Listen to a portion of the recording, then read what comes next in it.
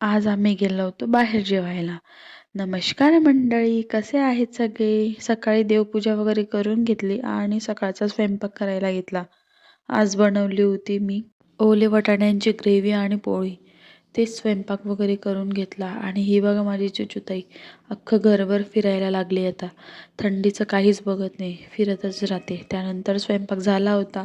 आहोंना जेवायला वगैरे वाढून दिलं. मी पण जेवण केलं आणि शिळी चपाती उरली होती त्याचं मी हे असं तळून घेतलं होतं भाजीपोळीसोबत खायला.